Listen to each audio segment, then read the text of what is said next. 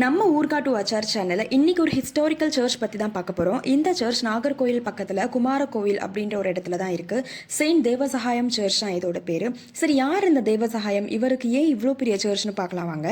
18th century, அதாவது கன்னியாகுமரி மாவட்டமில் நட்டாளம் கிராமத்தில் 1712ஆம் ஆண்டு ஏப்ரல் 23 அன்னைக்கு நாயர் குலத்தில் பிறந்தவர் தான் இவர். இவரோட பெற்றோர் இவருக்கு வச்ச பேர் வந்து நீலகண்டன். சின்ன வயசுலேயே சமஸ்கிருதம், கலை எல்லாமே படிச்சிருக்காரு. பெரியவர் ஆனதுக்கு அப்புறமா வில்வித்தை, வர்மக்கலை, போர்க்கான ஆயுதம் எல்லாமே வந்து எந்த மாதிரி பயன்படுத்தணும், எந்த முறையில் பயன்படுத்தணும் அதெல்லாம் படிச்சிருக்காரு.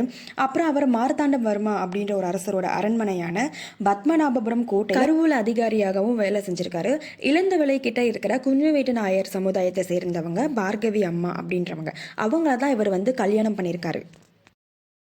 அந்த காலத்தில் உயர் வகுப்பை சார்ந்த ஹிந்துக்கள் வந்து கிறிஸ்தவ மதத்தை தழுவக்கூடாது அப்படின்றது தான் இந்த திருவாங்கூர் மன்னர் அப்படின்ற ஒரு மன்னரோட கட்டளையாக இருந்துச்சு. அந்த கட்டளையவும் மீறி இவர் தேவசகாயம் பிள்ளை வந்து கிறிஸ்துவராக மாறினதுனால இவரை ரொம்ப கொடுமைப்படுத்தி கொலை பண்ணியிருக்காங்க. அந்த சித்திரவதையெல்லாம் அனுபவிச்சுட்டு இருந்த அந்த சமயத்தில் அவருக்கு பயங்கரமாக தண்ணி தாகம் எடுத்திருக்கு.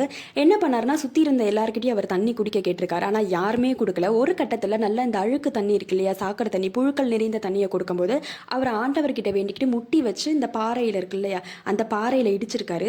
உடனே நல்லா சுத்தமான, அதுக்கடுத்து ருசியான நீரூற்று ஒன்று உருவாயிருக்கு. அந்த தண்ணியை எடுத்து குடிச்சுதான் அவரோட தாகத்தை அவர் போக்கியிருக்காரு.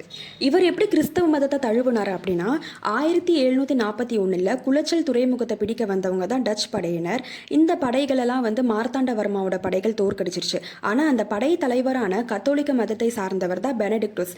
இவர் வந்து நாளடைவில் நம்ம தேவசகாயம் பிள்ளையோட நண்பர். ஒரு நாள் தேவசகாயம் பிள்ளை ரொம்ப மனசோர்வோடு இருந்ததை பெனடிக்டஸ் பார்த்துருக்காரு. என்ன பிரச்சனைன்னு கேட்கும்போது அவரோட குடும்பத்தில் இருக்க பிரச்சனையெல்லாம் அவர் சொல்லியிருக்காரு. என்னென்னா, அந்த கால்நடைகள் எல்லாமே இறந்து போயிட்டு இருக்கு, பயிர்கள் எல்லாம் நாசமாயிட்டு இருக்கு, அந்த மாதிரி எல்லாம் அவரோட கஷ்டத்தை சொல்லிட்டு இருக்கும்போது அப்போது திருவிவிலியத்தில் இருக்கிற யோபுவின் கதையை டிலனாய் வந்து அவருக்கு சொல்லியிருக்காரு. யாருக்கு? நீலகண்டன் பிள்ளைக்கு. அப்போது கிறிஸ்துவ சமயத்தை வந்து ஃபஸ்ட்டு இவருக்கு அறிமுகப்படுத்துகிறார் அவர். நாளடைவில் கிறிஸ்துவ மதத்தை பற்றி ரொம்ப நல்லா தெரிஞ்சுக்கிட்ட அவர் பேப்டிசமும் எடுத்திருக்காரு, அதாவது திருமுழுக்கும் எடுத்திருக்காரு. அப்போ அவருக்கு வச்ச பேர் தான் லாசரஸ், அதாவது தேவசகாயம் அப்படின்ற பேர். அதுக்கப்புறம் கிறிஸ்துவ மதத்தை பற்றி நிறைய பேருக்கு அவர் போதிச்சிருக்காரு. இதுதான் இவரை பற்றின ஒரு ஷார்ட் இன்ஃபோ. இப்போ வந்து நம்ம வீடியோக்குள்ளே போகலாம், அதாவது சர்ச்சுக்குள்ளே போகலாம். நாங்கள் வந்து திருவிழா சமயத்தில் போயிருந்தோம், ரொம்ப அழகாக இருந்துச்சு.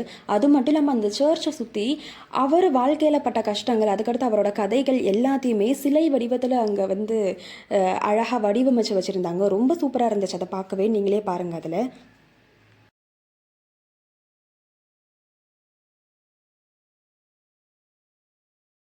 இதெல்லாம் வந்து இந்த பத்மநாபபுரம் பேலஸில் வந்து அவர் ஒரு நம்பிக்கைக்குரிய ஊழியனாக இருந்ததை அழகாக ஒரு சிலையாக வடிவமைச்சிருந்தாங்க. இந்த மாதிரி அவரோட வாழ்க்கையில் நடந்த எல்லாத்தையுமே ஒரு சிலையாக ஒரு வடிவமைச்சு நமக்கு அது ஒரு கதை மாதிரி பார்க்கும்போதே அழகாக அதில் புரிஞ்சிச்சு.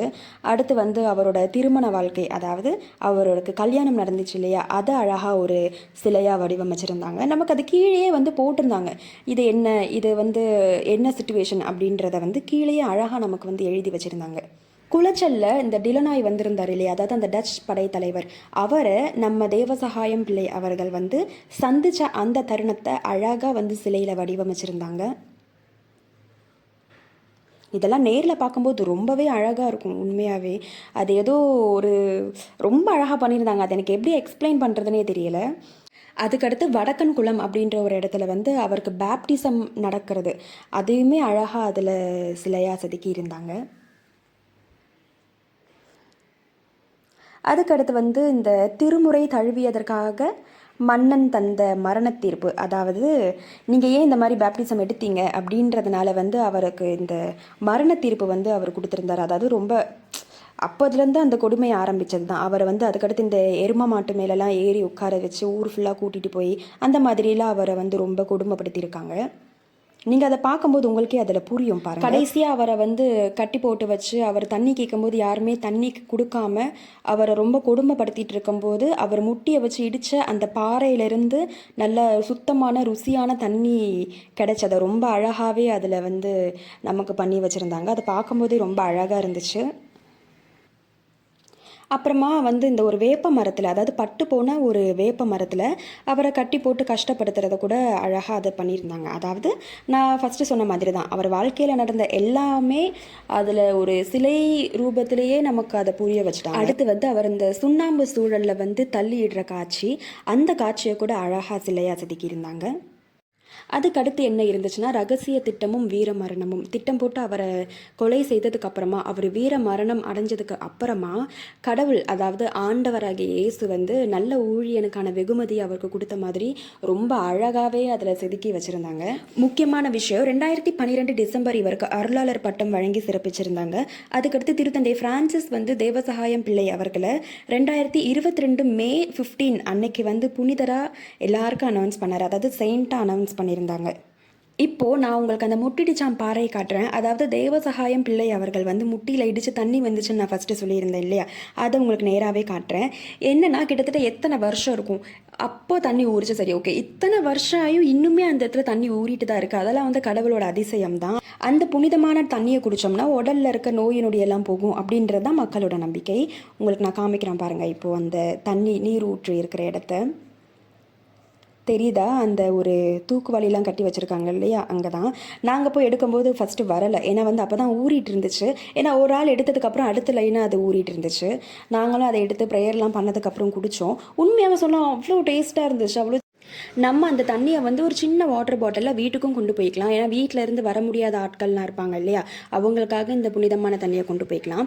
அதுக்கடுத்து கொஞ்சம் நேரத்துலேயே தண்ணி ஊற ஆரம்பிச்சிட்டு மறுபடியும். அப்புறம் ஒரு பாட்டி அம்மா வந்துருந்தாங்க, அவங்களுக்கு எடுக்க முடியலன்ட்டு நாங்கள் மறுபடியும் அந்த தண்ணியை கொஞ்சம் எடுத்து அவங்களோட வாட்டர் பாட்டிலில் ஊற்றி கொடுத்தோம்.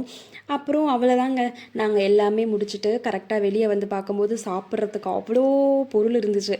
பானிபூரி, ஐஸ்கிரீம் எல்லாமே இருந்துச்சு.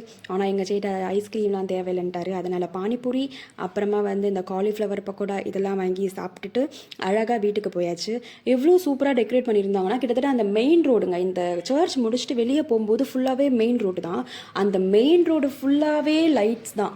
அவ்வளோ அழகாக டெக்கரேட் பண்ணியிருந்தாங்க. நீங்கள் இந்த வீடியோவில் இந்த மாதிரியான வீடியோஸ்லாம் பார்க்குறதுக்கு நம்ம ஊர்கா டு ஆச்சார் சேனலை வந்து சப்ஸ்கிரைப் பண்ணிக்கோங்க. அண்ட் நம்ம சேனலுக்கு உங்களோட ஆதரவை கண்டிப்பாக கொடுங்க. நம்ம நெக்ஸ்ட் வீடியோவில் பார்க்கலாம். Bye by.